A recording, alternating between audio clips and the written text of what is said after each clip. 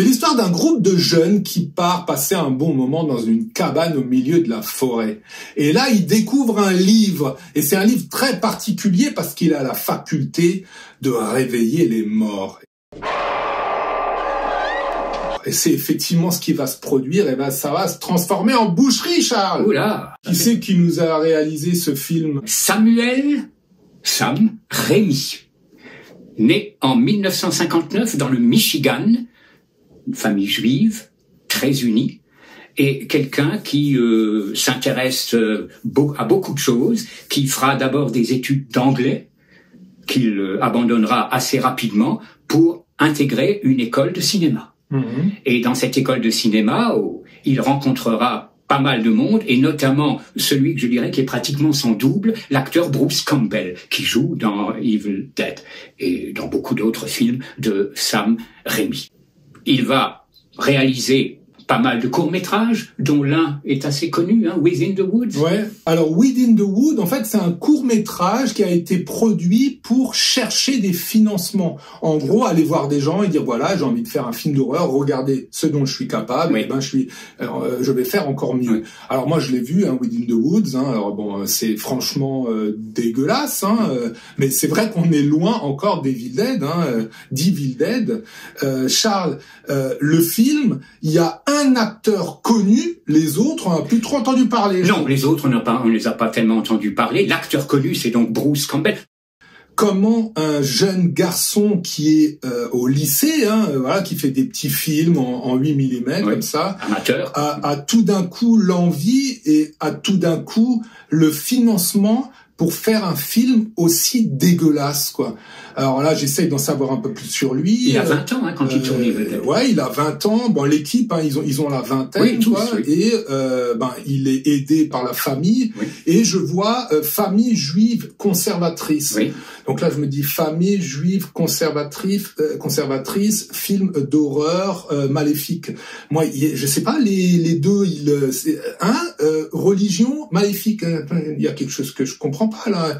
Le gars, il fait une préquelle, donc un petit court-métrage absolument dégueulasse, et après il met son costume 3 pièces et il va voir les financeurs, il leur montre le film et il leur dit voilà, je peux faire encore beaucoup plus dégueulasse. Et effectivement, les gens ils donnent de l'argent. Et puis une fois qu'ils ont donné de l'argent, ben voilà, il fait son film, il va voir des distributeurs et il trouve des distributeurs. Et le film est distribué dans le monde entier. Oui. Et le film en plus, il sort en même temps en VHS. Et en France, le film, il est même pas interdit aux moins de 18 ans. Non, de tous les films, entre guillemets, malsains de cette époque, c'est le seul. Rosemary's Baby, c'était interdit aux moins de 18 ans, Massacre à la tronçonneuse, etc. Ouais, alors que dans Massacre à la tronçonneuse, je crois qu'on ne voit aucun acte aucun. De violence, aucun, tout est ellipsé, oui. Alors que dans celui-là, alors vraiment c'est une boucherie de A à Z, on nous épargne rien. On ne voit que ça, sauf violence les sur les femmes, décapitation, démembrement, gros plans sur des trucs abjects. Et moi, ce qui m'a vraiment, pour le coup, avec le recul, dérangé, mais pas du tout dans le bon sens du terme, ce sont ces démons là, ce sont ces femmes qui sont comme ça, comme des pantins désarticulés, et dont l'une d'elles se permet encore de rigoler quand elle se prend des coups de pleine volée. Alors ça, je trouve ça énormément dérangeant, mais peut-être ce qui m'a le plus dérangé, c'est la voix de la personne qui lance les incantations pour faire revenir les démons. The book is bound in human flesh and inked in human blood. Et tu sais qui c'est la voix? Non. En VO, c'est Sam Raimi. Alors là, tu vois, je suis vraiment là. J'avoue que là, je comprends plus, quoi, parce que famille juive conservatrice, le mec, il fait un film où visiblement, c'est pas j'ai envie de jouer à faire un film d'horreur, c'est non, je vais faire un film d'horreur et je vais vous la mettre, mais vraiment bien profond, et je vais la mettre non seulement aux spectateurs, parce que comme dit les incantations, les machins, c'est pas je m'amuse à faire un film d'horreur. Moi, j'ai suffisamment de connaissances dans la mystique et dans la démonologie pour savoir que ces incantations-là, non, ça c'est une imitation de la vérité. vérité. C'est pas jouer à faire semblant. Il y a quelque chose de beaucoup plus puissant dans cette voix qui parle. Pour moi, elle est glaçante, cette voix. Et là, comme dit, je suis très très dérangé quand on sait que ce gars-là, avec ses airs, son sourire, là, il fume sa clope, ça va être cool, là. Faut voir, hein, dans le making-of, hein, comment il parlait à ses actrices.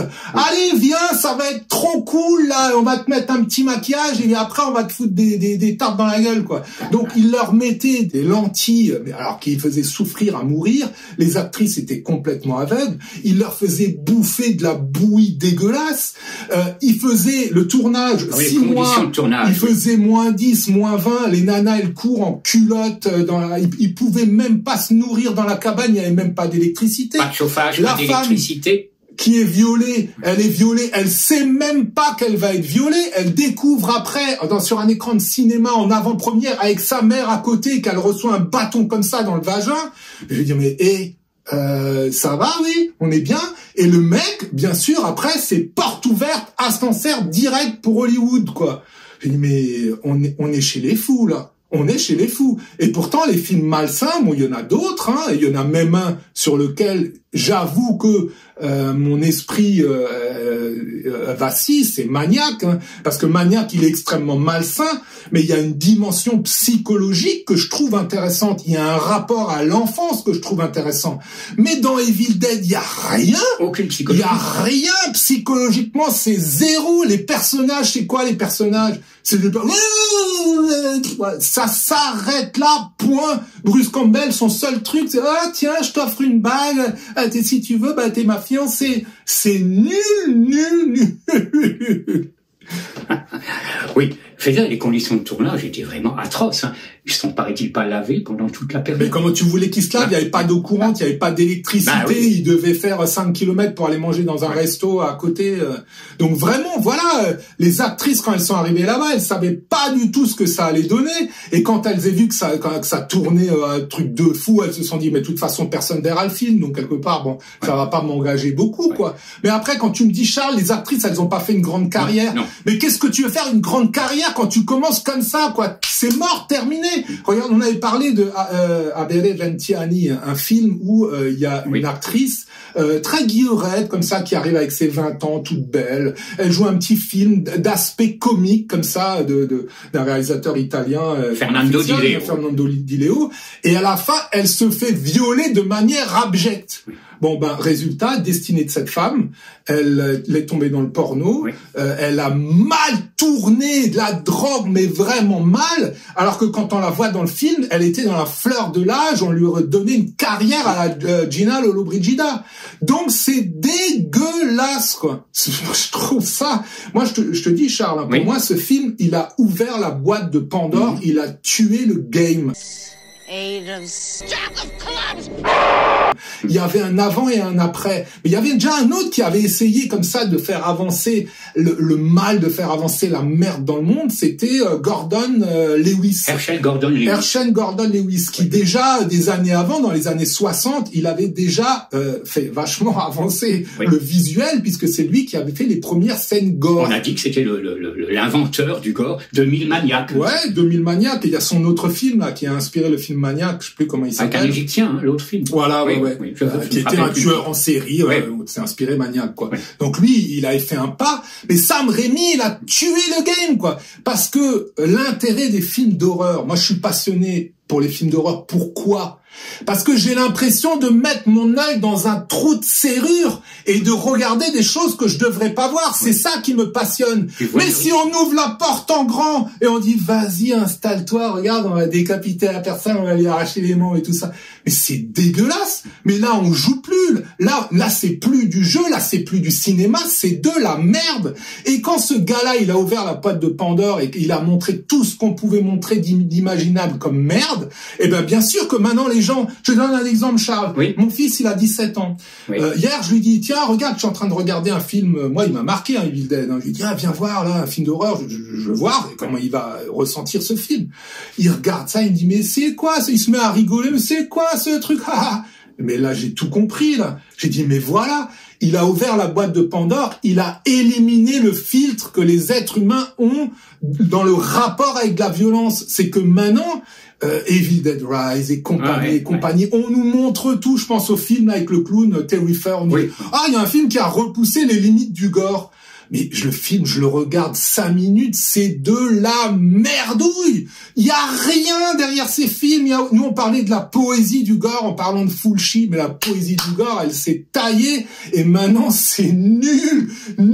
Et Sam Raimi, il est à Hollywood, dans son costume de nabab, voilà, avec sa clique de pauvres types, et il nous inonde de merde. Voilà. C'est une inondation de merde qu'on a grâce à ces gens.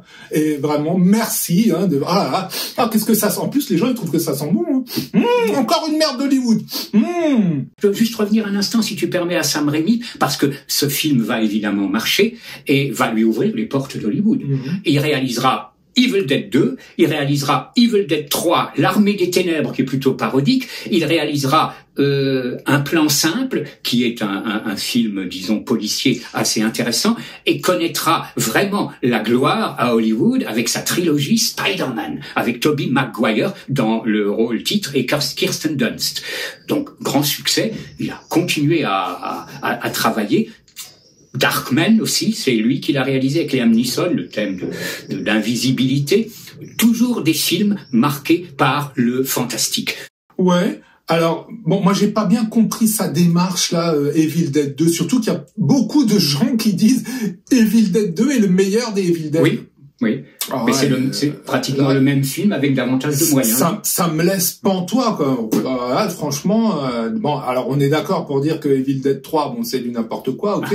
Alors Evil Dead 2, c'est le meilleur, il est meilleur que Evil Dead parce qu'il a juste refait Evil Dead, mais toute la force de vérité, toute la force maléfique du film n'y est plus. Puisque là, franchement, la lumière, les personnages, le côté comique, franchement, on a perdu l'essence même du film, l'essence maléfique, Charles, puisque il fallait quand même oser à 20 ans s'attaquer à un sujet aussi diabolique. Je vais encore dire un mot donc de Bruce Campbell. Lui, il est né en 1958, donc tu vois, Raimi en 59, lui en 58, c'est vraiment la même génération. Il sera lié à vie à ce rôle qu'il jouera dans ces films-là et dans une série télé.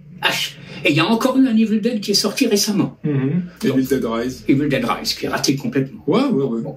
Mais Bruce Campbell, c'est un acteur, c'est quelqu'un de très intéressant, de très intelligent. Il est également écrivain, je crois qu'il est monteur aussi, il a fait de la production, et il est vraiment lié à ça. Il a travaillé avec William Lustig, notamment, qui est l'auteur de Maniac.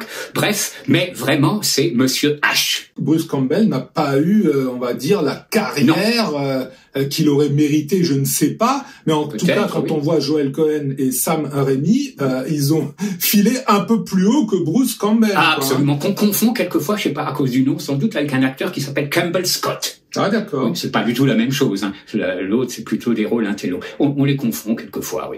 Donc Bruce Campbell, non, il est connu évidemment des aficionados. Ouais. Mais ça s'arrête là, je pense. Ouais, exactement. Ouais. Un mot sur la musique quand même. Ouais, alors la musique, effectivement, Charles, elle est intéressante. Oui, alors le compositeur, c'est Joseph, on dit Joe Lo Duca.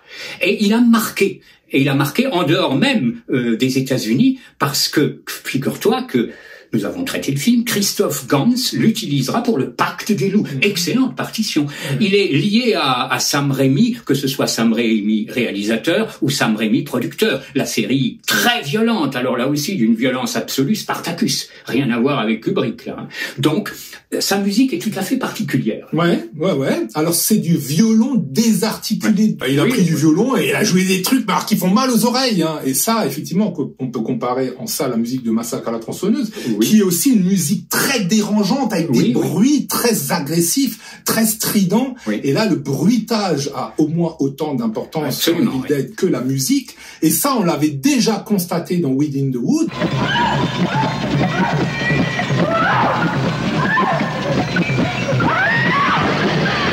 Le fantastique a cette force incroyable qui fait appel à toute la créativité. Pas seulement la créativité de l'ellipse, pas seulement la créativité des effets spéciaux, mais aussi la créativité des bruitages. Oui. Et là, on est vraiment gâté dans Evil Dead.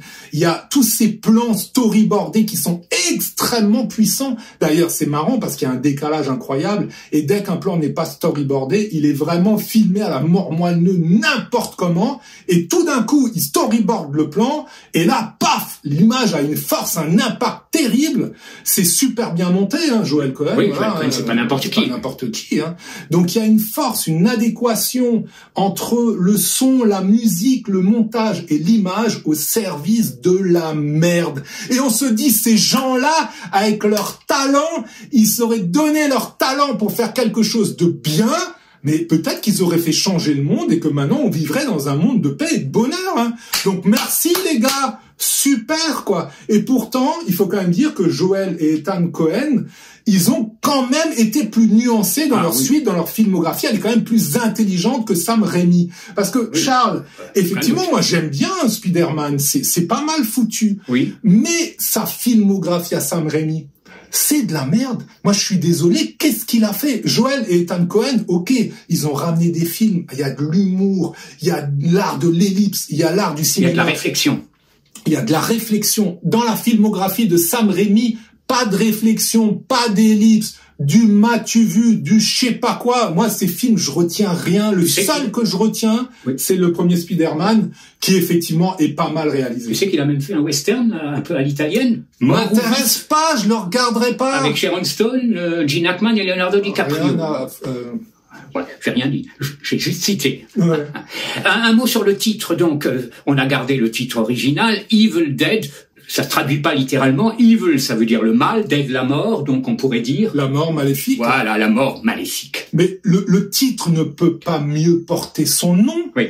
Le gars, il a réussi déjà les films morbides, les films comme ça d'horreur, ils tournent autour de la mort. Mais non, lui, il a fait la mort maléfique, c'est-à-dire que tu tues quelqu'un et après tu le réveilles pour encore mieux le tuer. Non mais fallait inventer, hein. C'est comme les rasoirs double face. Il y a la première lame et là il nous a fait la deuxième lame. Alors faut savoir qu'au départ, Charles, le film devait s'appeler Book of the Dead. Oui, le livre des morts. Summum de l'ironie, il y a un distributeur qui a trouvé le titre trop intellectuel.